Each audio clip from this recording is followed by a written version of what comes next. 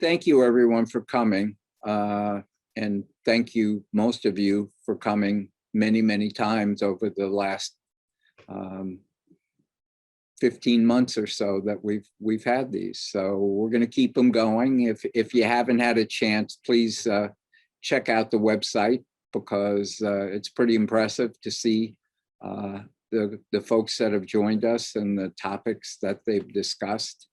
And it's we're also grateful not just for you coming today, but for helping to create this kind of history of public policy issues that have been of interest to people over the last couple of years. And I know that Valerie would attest that it's extremely valuable to her in terms of educating and recruiting prospective new students. And I think it's also great for just the general interested public to get interesting perspectives on the issues of the day. So housing is probably the one issue that I actually would admit that I know something about, that perhaps might be valuable. When Howard Buffett and I thought about writing Social Value Investing, what inspired us to do it was our belief that we were at a juncture in our history where many of the important issues of the day, whether they be environmental or equality or hunger, poverty, and housing, were issues that could actually be more effectively addressed through cross-sector partnerships. And that's what inspired us to write the book. And in where we were at the time and the examples that we had that we knew a lot about, housing wasn't one of them. But since the book was published in 2018, I've actually spoken in at least 10 countries about social value investing and housing. So that's what I want to talk about today, because I think we're at a unique point in history where we can make significant progress on affordable housing for all in this country and around the world, particularly in large urban areas where the issue is particularly acute, problematic, and I think, interestingly, more soluble than it might be in some less urban areas. So I'm going to share my screen, I hope. I'm going to try. And I know Valerie said you should wait till the end, but you don't have to. Feel free to jump in at any time. But what I'm going to do, hopefully in 30 minutes or less, is do a brief introduction to social value investing and what it means, and then how it could possibly help us deal with the affordable housing crisis here in the US and around the world. And I'll talk at the end about a specific example that I've come to know that's making big strides and might be a model. So, as I just said, some of the most pressing social problems can be addressed by cross-sector partnerships, and I think that's particularly true of housing, and that's what I'll talk about today. So the way I kind of see the world is from the perspective of three sectors in society. There's the public sector or government, and when we think about social issues, many of us think about the government, and it goes back many years, particularly I would say it started, at least in the US, with the New Deal, and Europe too, and Asia. With the Second World War and the post-Second World War period, there was a great international enthusiasm by trying to use the opportunity of peace to make progress on social issues. And the first stop that everyone made was the government. That was the way we would do it. And in fact, believe it or not, way back when, the World Bank would not fund projects unless they were dominated by the government. Flash forward to the 1990s and early 2000s, where the World Bank basically wouldn't fund projects if they were dominated by the government. So I think the important point that I would make here is that while cross-sector partnerships that are dominated by government are not necessarily the best ones, I think it's very difficult to solve the great issues of our day without the government. Government brings scale. It's a shorthand, but if you added up the 3,000 billionaires in the world, all their assets, and they made them available to solve social problems, it wouldn't equal 1 year of the US federal budget. So if Gates and Bezos and all the Jack Ma and all these people gave all their money to us to solve social problems today, it'd be a lot of money and it'd help, but it wouldn't equal 1 year of the US budget. So without government, we can't do anything. But with government, we often don't get much done and it costs a lot. So as we see it in social value investing, engaging the private sector and the social sector or nonprofit sector in collaboration to work on these problems is really the way to go. So social value investing, just a shorthand to save you from buying and reading the book, it actually has its roots at Columbia University in the business school, where Benjamin Graham and David Dodd wrote 2 books, Security Analysis and The Intelligent Investor, which was the one that really caught on, which talked about a theory that dominates a significant portion of investment in the private sector. And the theory is long-term investment. That's the theory, that you find stocks that are fundamentally sound and have a great future, but are undervalued by the marketplace. And you make a long-term investment and you stick with it.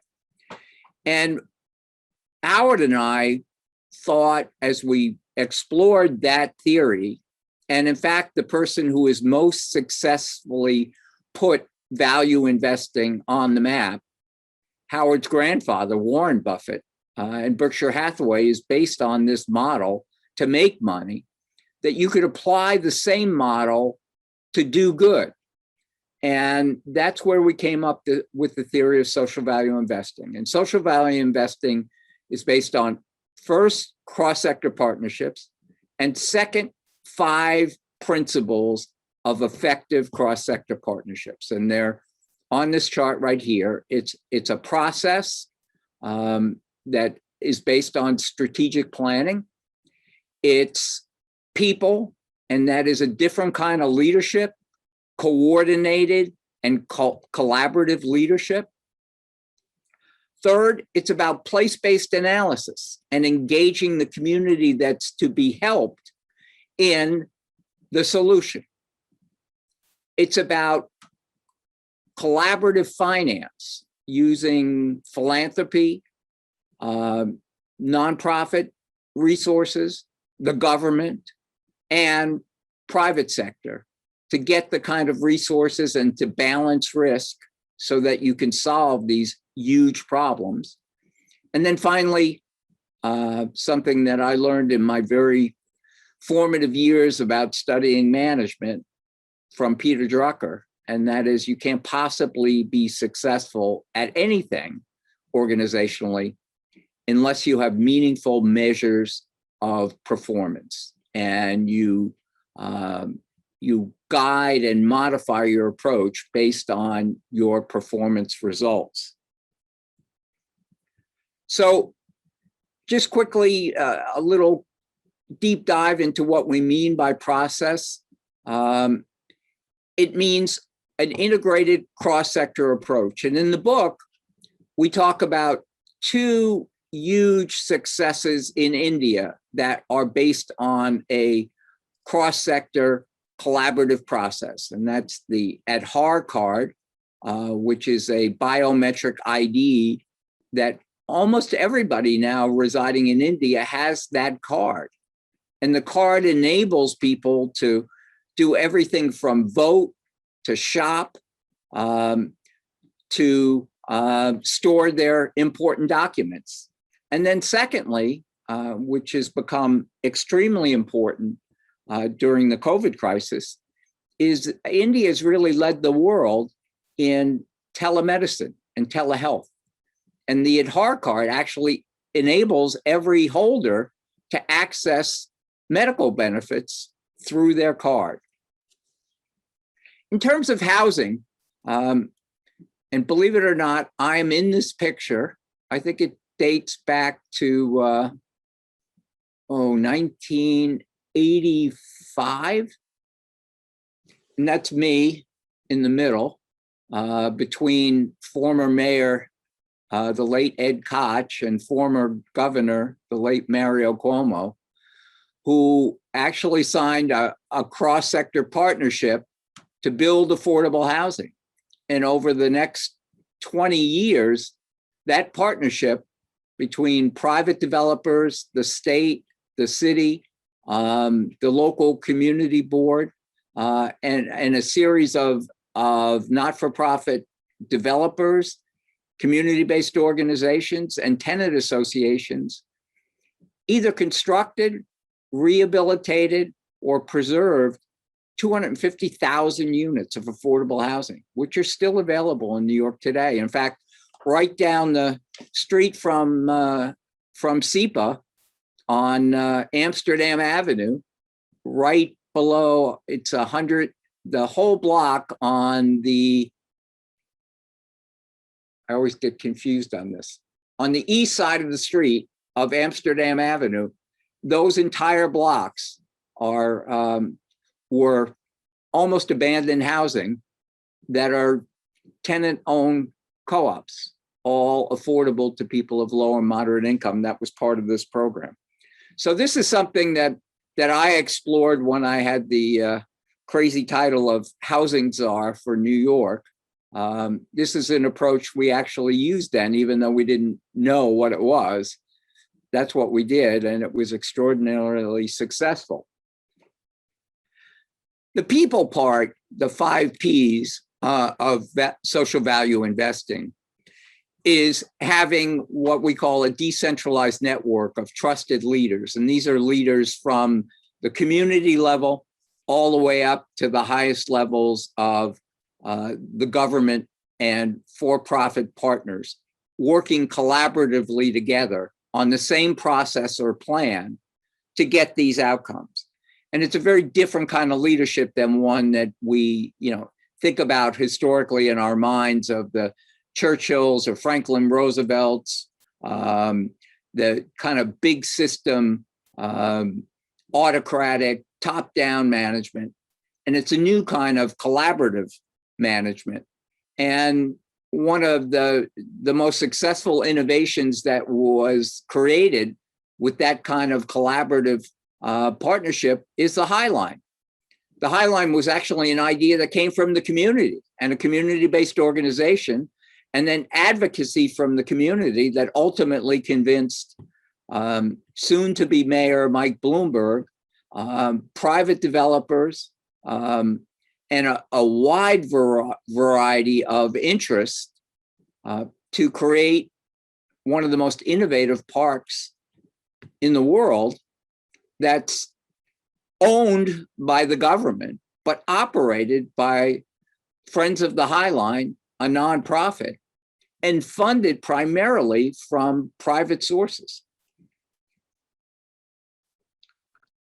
Place-based, the idea that the communities to be helped should be part of the process and the administration of the program that helps them. And that was certainly true in our Housing New York initiative. It's certainly true in the High Line. And as I finish talking and we break up and discuss, a great example of how the failure to have this kind of place-based analysis and place-based governance was the failed attempt to build the second Amazon headquarters in Queens. And if this social value approach of engaging the community had been done from the beginning, it would have had a major positive impact in New York. And instead, the headquarters, which first choice was Queens, ended up in Washington. And we can talk more about this. A great example, and I can talk about this as well, is a partnership between the private sector and local governments and communities in Brazil called juntos.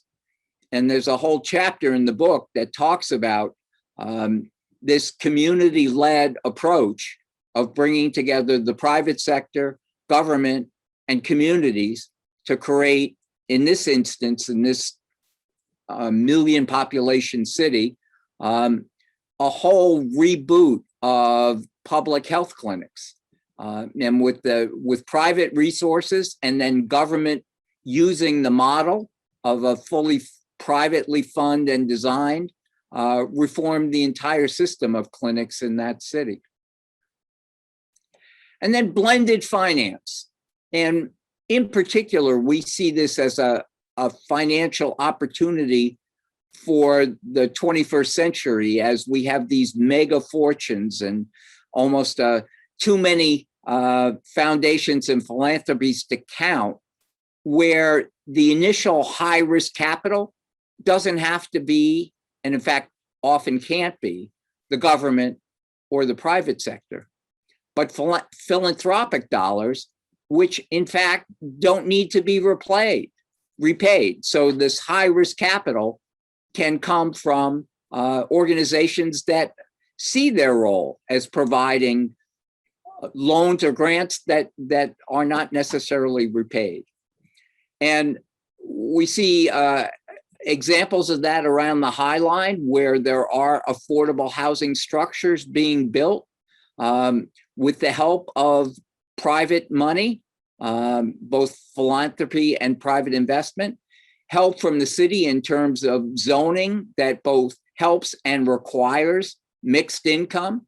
And there are a series of projects that include up to a third of the units that are affordable for people of working incomes and below in one of the hottest neighborhoods in New York. And then finally, measuring performance. And this is critical to success. And that is long-term keeping track on who benefits and how much it costs. And I had a great experience in New York where, historically, the measure of success for the fire department was how fast we got to either people who were in medical need or buildings that had suffered either a fire or were suffering a fire or some kind of structural problem or a car accident or flooding or whatever. And that, in fact, is still the historical performance measure of emergency service agencies around the world. Well, we worked with the FDNY to rethink that and actually came up with 3 new measures that we think are more meaningful, which are fires prevented, major incidents that are prevented, medical situation emergencies that are prevented. And by utilizing this prevention mode and measuring our success on prevention, we've actually lowered the number of FDNY related emergency deaths, both on the medical side and on the fire and emergency side. And we can talk more about that if that interests you. So affordable housing is near a 10-year low in the United States. Even the private sector National Association of Realtors views it as an urgent situation. There's a company that I'll just tell you about a little bit today, and we can talk about it. It's called Multigreen.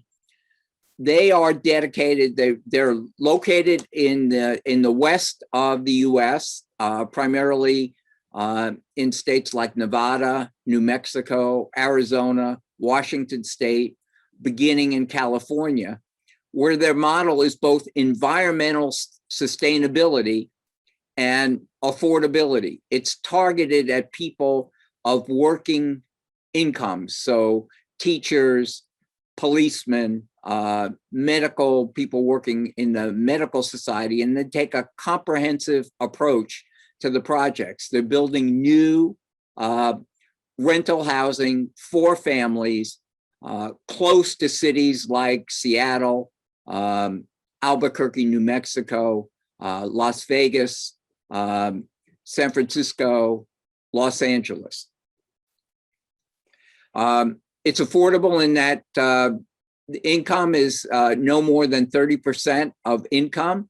The rent levels in their projects are affordable to 60% of the households in the United States. Typical incomes range, family incomes from $36,000 to $70,000 a year. And as I said, the population that can access this kind of housing are teachers, nurses, policemen, firemen, EMS. The projects are all LEED certified platinum. They've also won efficiency certifications from a number of different environmental agencies and monitors. They build the projects close to mass transit, public parks, schools, new hospitals, daycare centers. So they locate it so that you don't need a car to have a full life and access all the things your family needs. They're utilizing panel construction, which cuts down on waste and pollution and speeds the construction process. And smart metering is available in all units so that people can keep the cost of their apartment in terms of utilities at the lowest level possible. Yet the projects are profitable. There's an all-time high in demand for rental units in the United States. And historically, we've provided housing for those folks by using market rate housing that's deteriorated to the point where it can't rent for people who can afford the top of the market. So this is a new approach, building new for the middle class, lower middle class, and working class. The vacancy rates are almost zero. The future growth potential is huge. And this kind of garden style 3-story apartment buildings are outperforming every other area of the marketplace, and the returns are comparable. So once the project is designed and there's some assistance in the planning process from both the community and from philanthropy, the investors can make competitive returns for their investment in these kinds of projects. So Multigreen actually fits all the criteria that we set out for social value investing when we started it. And it can sustain itself with investment from private sector for-profit seeking individuals. Primarily, by the way, the kind of investors that are interested in housing for investments tend to be insurance companies, pension funds, and long-term investors. So it's kind of a full loop back to Graham and Dodd's initial idea that we copied for social value investing in terms of long-term investments in the private sector, or value investing as it was originally called. So that's my shorthand for the presentation. I'm going to stop my share and say, thoughts, comments, questions? You all seem to be awake, so that's a good sign.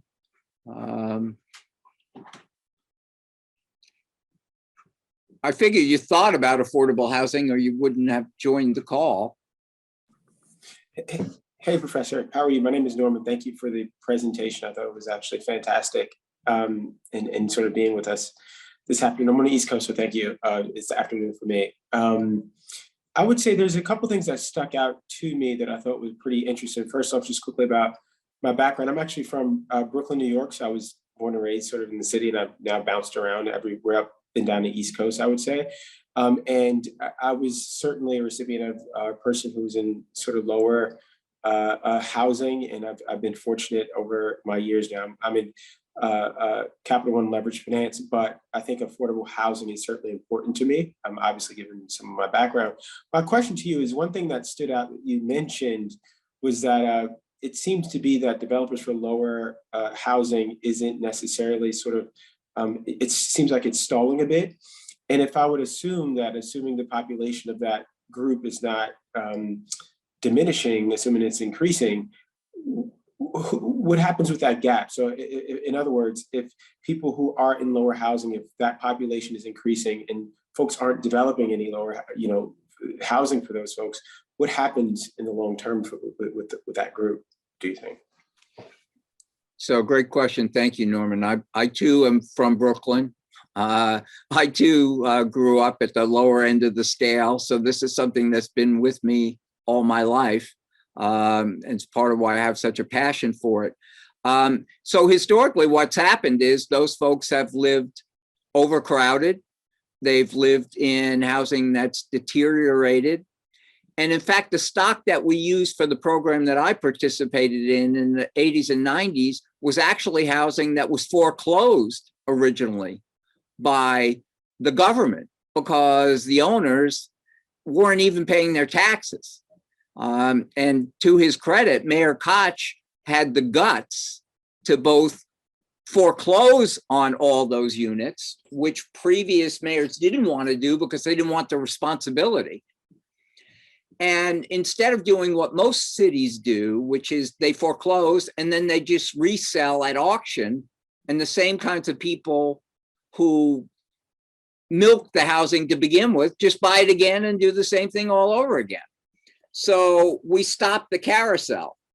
We foreclosed, we kept, and then we redeveloped using government resources, private resources, converting for low-income community group management, low-income tenant co-ops. So that housing, which I'm proud to say over 90% of the units that we foreclosed on are still housing people today.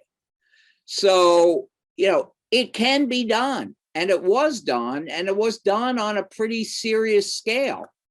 So, again, historically, that market has not been built for all that much, except by government, like public housing, which we all know. And public housing is great on the one hand, because without it, we wouldn't have anything.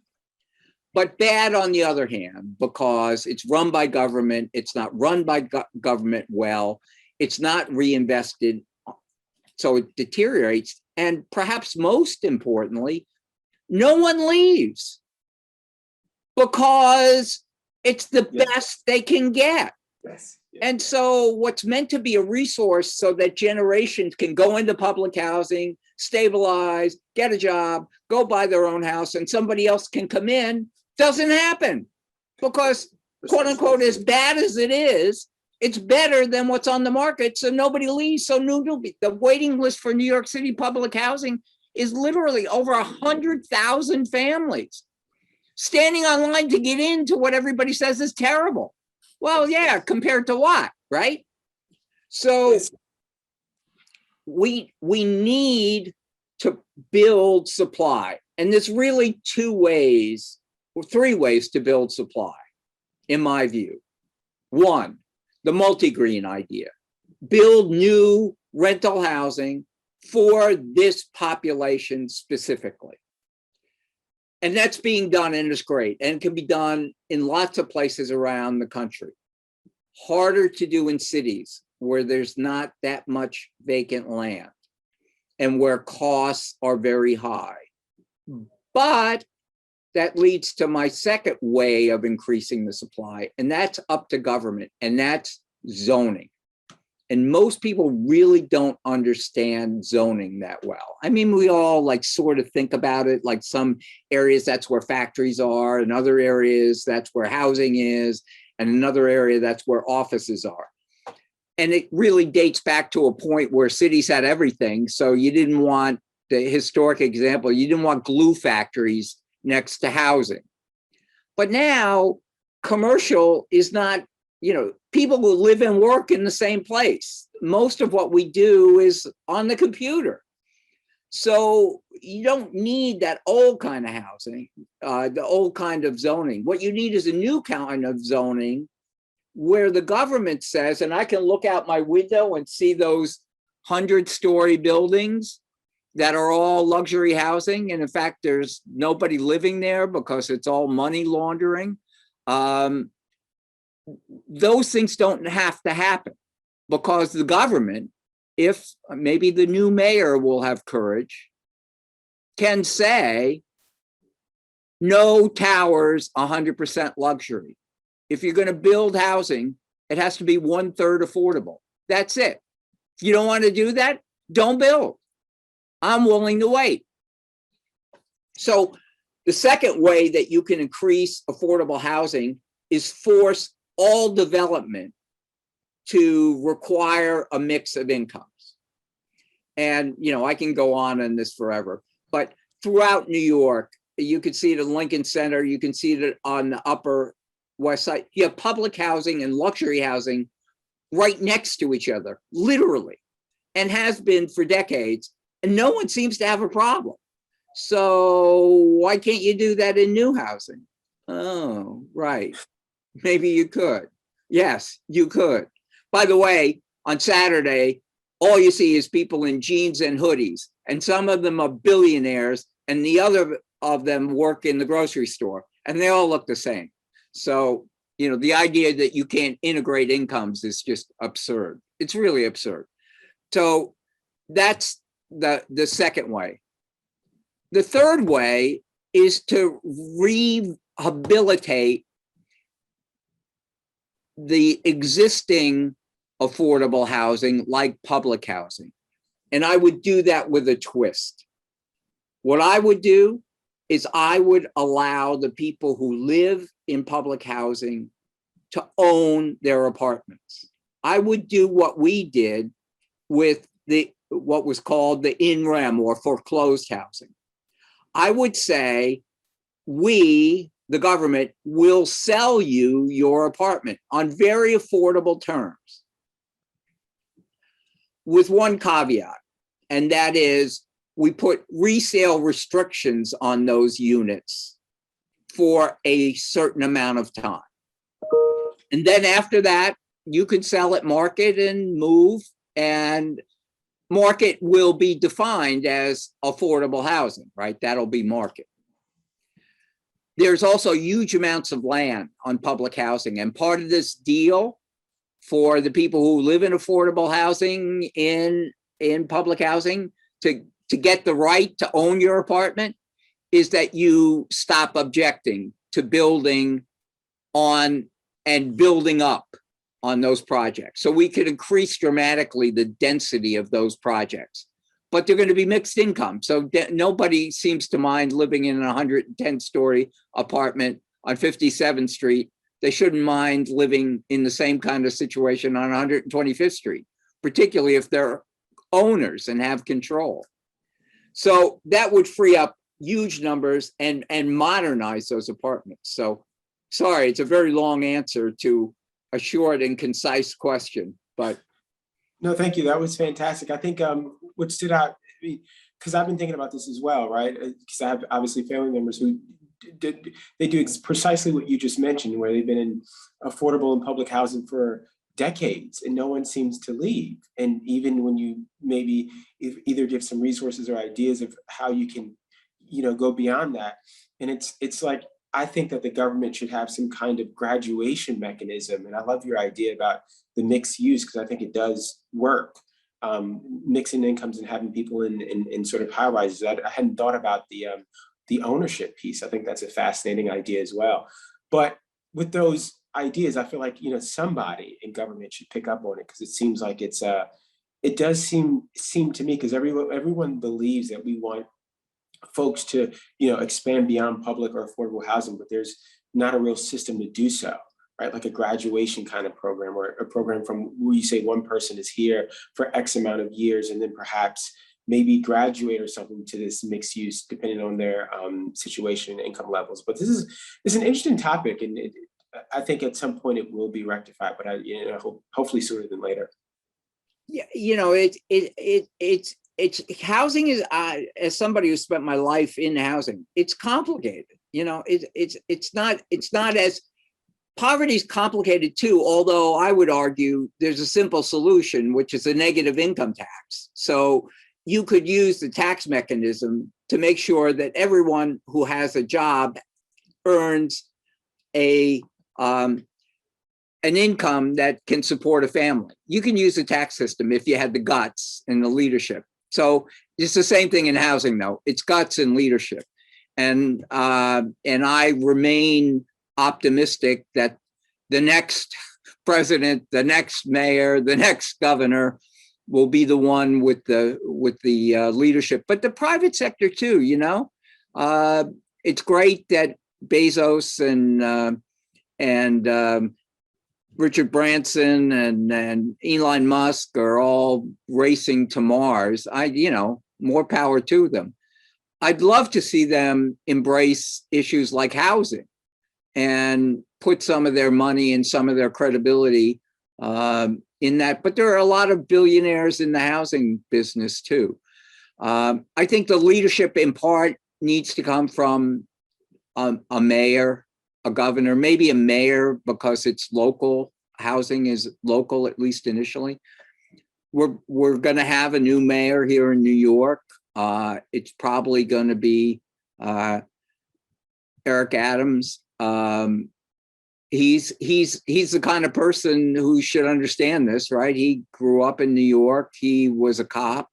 He knows the affordable housing issue. And he said he wants to partner with business. So he might be the kind of person that could embrace something like this. I'm hoping. Interestingly enough, the whole public housing movement, which was a positive, actually started by a mayor in New York. Mayor LaGuardia in New York City built the first public housing, and then the federal government copied it. And it became a national program. Same thing could happen now. So I'm hopeful the new mayor will grab onto this and do it. By the way, zoning is a local power, and that's one of the big powers you can use for affordable housing. So, and most public housing is in cities as well. So we'll see. Leadership makes a difference. It really does. But again, as we try to say in the book, it's collaborative leadership.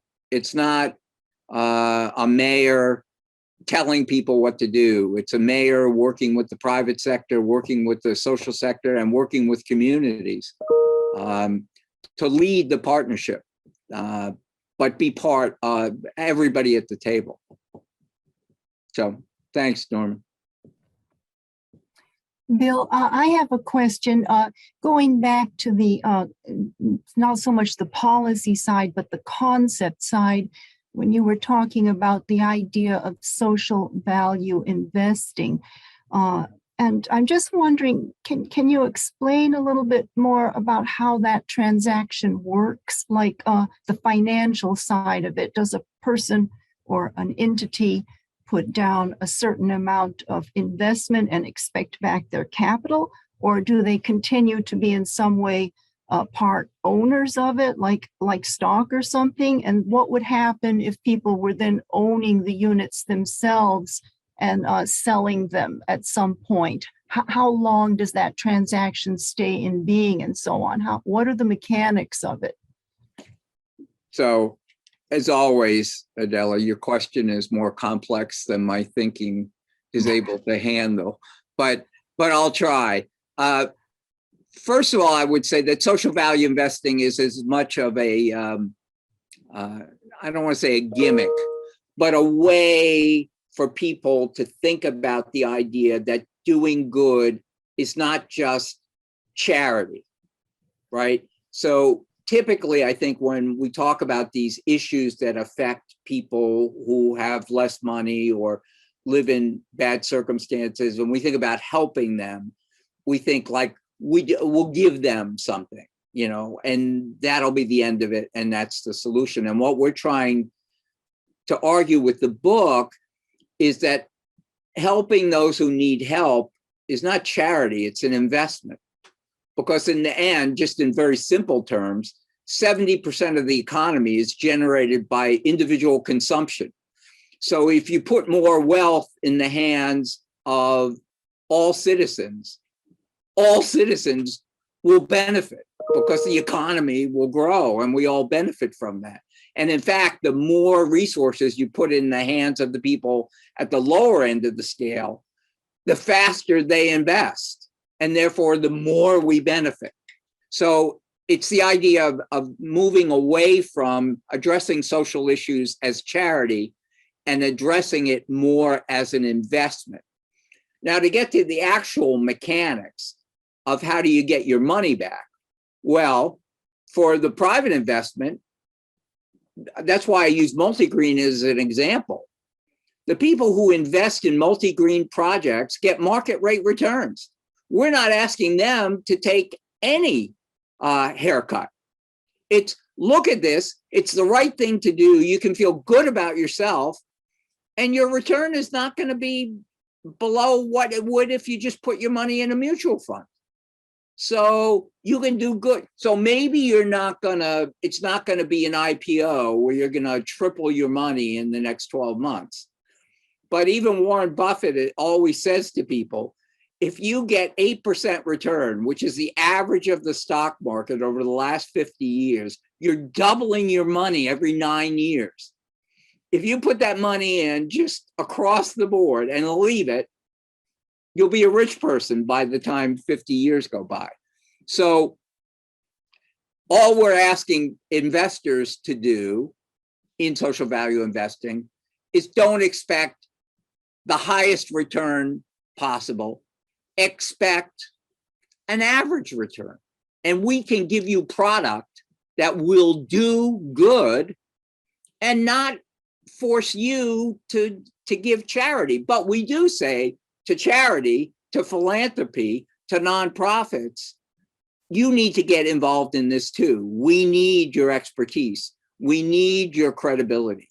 We need your relationships in the community. And by the way, in philanthropy, we need your risk capital. We need you to put in the early money, call the early meetings, maybe make property available. So you give money away anyway. We're just saying, give it away to projects that can take your money and multiply it. It's better than just giving money away. Invest your money. So that's sort of the mechanics. And if you look at all the examples in the book, you'll see that in every case, the private capital pretty much gets market rate returns. But the projects work because the government's involved and the third sector is involved as well. And we're leveraging the cross-sector partnership. So that's really the mechanics. Each story is a different one, right? So the Museum of Tomorrow in Brazil is different from telehealth. Yeah, but by the way, one of the main providers of telehealth in India is one of the largest hospital corporations in the world called Apollo. And they make a ton of money, but they also provide at cost healthcare and training in Africa, in Asia. And many people from the US actually go to India to have procedures done that they pay market rate, but market rate in Indian hospitals is like a third of what it is here. So they have participated in providing healthcare to people who can only afford to pay $1. by leveraging their profit-making side of the equation and making what in India are phenomenal rates of return on their market rate healthcare clients. Okay, thank you so much. Thank you. Thank you for the presentation.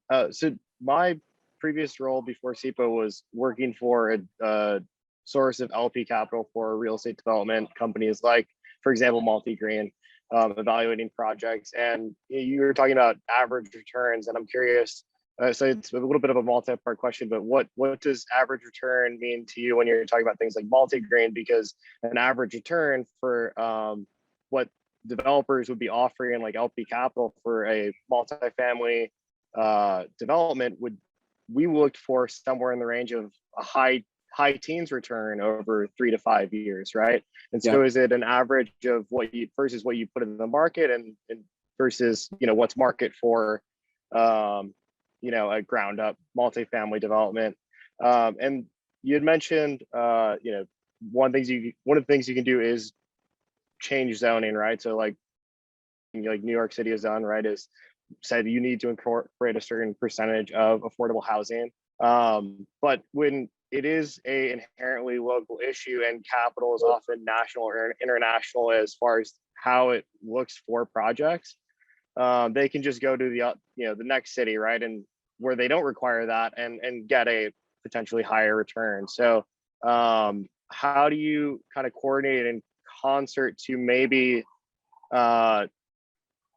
because you may say, right, like you shouldn't be getting a high teens return, but we also want to incentivize development, right? So how do you balance those things of providing outsized returns or not, right? And also increasing the housing supply, while also I think something that people have been getting at is helping build equity for the people that are living in these projects, and that return not just going to the people with the high risk capital.